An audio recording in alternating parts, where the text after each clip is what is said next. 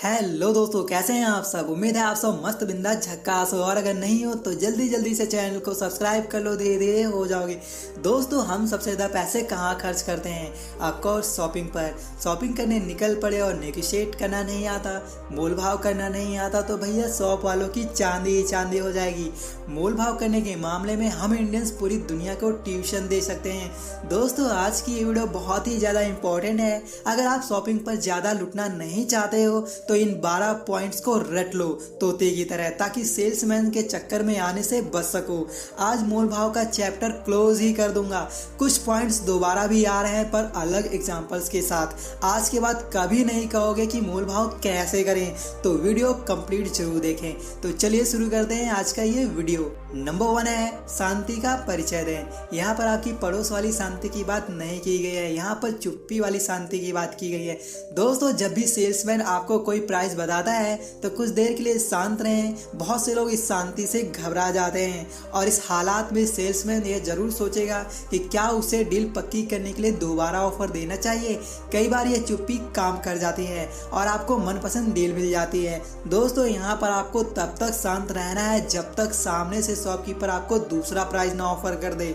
Shopkeeper के मन में यह डर बैठ जाता है कि लगता है मुर्गा फंसने वाला नहीं है, इसे जायज प्राइस ही बोलना होगा। यहाँ पर आपको शांत रहते टाइम ऐसा माहौल क्रिएट करना है कि जैसे आप उस शॉप से जाने वाले हो, वो भी बिना बोले। नंबर 2 है आप और आपका पार्टनर दोनों की राय एक हो। दोस्तों, अक्सर ऐसा होता है, बहुत बार हम किसी के साथ शॉपिंग करने जाते हैं तो वो बंदा कहता है ये चीज़ लेनी चाहिए और आप कहते हैं ये चीज़ नहीं लेनी चाहिए।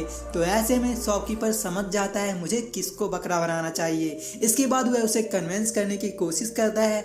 ऐसे टाइम में आप एक टीम की तरह काम करें और फैसले लेने के लिए बात का कोई टाइम निकाल लें, पर शॉपकीपर को ये ना समझने देना चाहिए कि आप दोनों की राय एक नहीं है। अगर वो समझ गया तो भाई शॉपिंग करना आपके लिए प्रॉफिटेबल साबित नहीं होगा।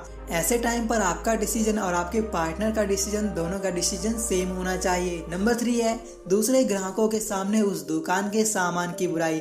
दोस्तों, आप जिस भी दुकान पर सामान लेने गए हैं वहाँ पर दूसरे ग्राहक भी होंगे, तो छूट पाने के लिए आपको उसके सामान की बुराई करनी है, उसके सामान को खराब बताना है, उसकी सेवाओं की शिकायत करनी है। ऐसा करने से दुकानदार आनंद फानन में आपसे छुटकारा पाने की कोशिश करने लगेगा। बस जैसे ही आप ऐसा माहौल क्रिएट करते हो तो आपको सामने से दुकान वाला कहेगा भाई सामान ले जाओ पर यहाँ से जल्दी जाओ, क्योंकि आपने जो चिंगारी और कस्टमर्स के बीच में लगाने की कोशिश की है उस चिंगारी से उस शॉपकीपर की हालत खराब होने लगी है। पर इस पॉइंट में अगर माहौल ज़्यादा बिगड़ने लगे तो आपको उस माहौल को कंट्रोल करना भी होगा। ये चीज़ आपको ध्यान में रखनी है। नंबर 4 है ऑनलाइन भी सामान मिलता है। दोस्तों, यहाँ पर शॉपकीपर को अंदर से डराने की कोशिश करना है, मतलब ऑनलाइन की धमकी देना है, पर प्यार से। आपको कहना है अरे भाई साहब, इसी सामान पर ऑनलाइन 30% छूट अधिक मिल रही है। आपको दुकानदार को ऑनलाइन सामान के बारे में बताकर उसे उलझाने की कोशिश करनी चाहिए। आपको अपने साथ छुट्टे पैसे लेकर जाना चाहिए और एक एक करके उसके सामने गिनने चाहिए, जिसे देखकर दुकानदार को लगे कि आपके पास सच में पैसे नहीं है और वह खुद आपको कम पैसे में डील ऑफर करने के बारे में एक बार जरूर सोचेगा। तो इस पॉइंट का यूज आपको बड़ी चालाकी से करना है और आपको थोड़ा झूठ का सहारा भी लेना है। नंबर 5 है और भी दुकान है। अरे भैया, एक आपकी ही दुकान नहीं है इस पूरे मार्केट में, हमसे ही सब पैसे कमा लोगे क्या यार, कुछ पैसे कम करो ना। आपको दुकानदार को कहना है केवल आपकी ही दुकान नहीं है, यही सामान शर्मा जी की दुकान पर 150 रुपए में मिल रही है और आप इतने ज्यादा पैसे मांग रहे हैं। इस रास्ते में आपकी दुकान पहले पड़ गई इसलिए आ गया, नहीं तो मैं। ऐसी बात सुनने के बाद शॉपकीपर को लगता है कि हो सकता है इसने सामान के बारे में पहले से भी पता किया हो और इसके पास कई दूसरे ऑप्शंस भी हैं। शॉपकीपर आपको 100% कम पैसों में वो चीज़ देने को जरूर कहेगा, पर जरूरी नहीं वो पहली बार में ही आपको कम पैसों की डील ऑफर करे। तो इस चीज़ का आपको बहुत ध्यान रखना है। नंबर 6 है तेज बोले मीन्स लाउडली बोले। दोस्तों, अगर आप सेल्समैन को अपने बोले गए रेट पर लाना चाहते हो तो थोड़ा तेज बोले। एक रिसर्च नॉलेज के मुताबिक अगर आप तेज बोलेंगे तो दुकानदार के पास उसे प्रोसेस करने के लिए कम वक्त बचेगा और जवाब देने के लिए बहाने नहीं सोच पाएगा। हो सकता है वह आपकी कीमत पर ही माल बेचने के लिए तैयार हो जाए।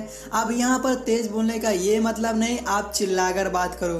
तेज बोलने से मेरा मतलब है आपकी वॉइस में दम होना चाहिए, आपको वॉइस भारी होनी चाहिए। कहने का मतलब है लाउडली बोले, इससे ये होगा वो समझ जाएगा इस कस्टमर के साथ फालतू का टाइम वेस्ट नहीं करना चाहिए, जो सही रेट है वही बताना चाहिए। नंबर 7 है आपका पुराना कस्टमर हो भाई। शॉपकीपर के पास बहुत सारे कस्टमर्स रोज आते हैं जिससे वह लोगों के चेहरे पहचान नहीं पाता है, लेकिन मोल भाव करने के लिए हम कहते हैं हम तुम्हारे बहुत पुराने ग्राहक हैं और तुम्हारे यहाँ से सामान सबसे ज़्यादा खरीद रहे हैं।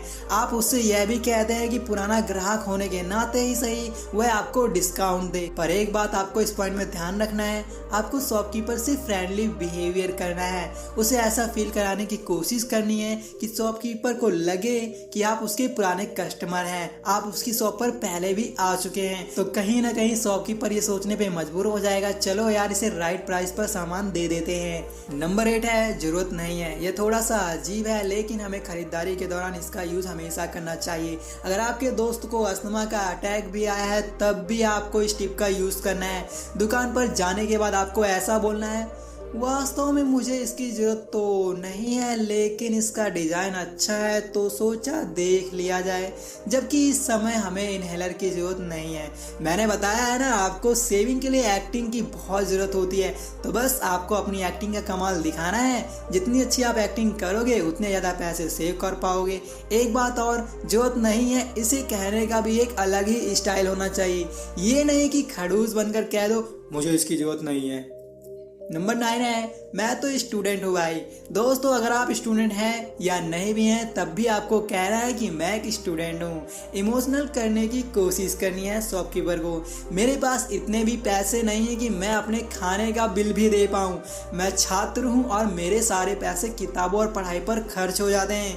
मेरे पास पैसे ही नहीं है। आप इस तरह से मोल भाव कर सकते हैं। इस तरह की बातें सुनने के बाद हो सकता है दुकानदार का दिल पसीज जाए और वह आपको थोड़ी बहुत छूट दे दे। नंबर 10 है पुराने संबंध जोड़ना।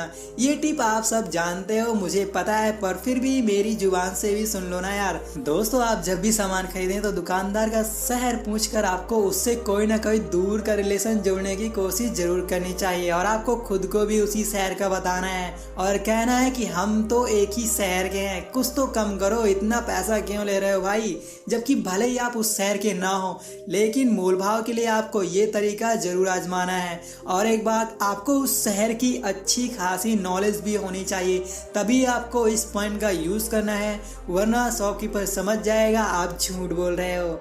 नंबर 11 है ज्यादा सामान ले रहे हैं। अरे भाई हम आपकी दुकान से 5 सामान खरीद रहे हैं, कुछ तो कम करो। ऐसा बोलकर आपको पैसे कम करने के लिए दुकानदार पर दबाव डालने की कोशिश करनी है और कुछ ना कुछ छूट लेनी है। भले ही आप एक ही सामान लो पर दुकानदार को 5 सामान खरीदने की दुहाई देना और मोल भाव करना है। पर एक चीज आपको याद रखना है, आपको उस शॉप से 2 या उससे ज्यादा आइटम लेने ही पड़ेंगे, तभी वो आपको थोड़ी बहुत छूट देगा। नंबर 12 है उतावले ना हो। अगर आपको कोई चीज पसंद आ जाती है तो उसे खरीदने के लिए उतावलापन न दिखाएं।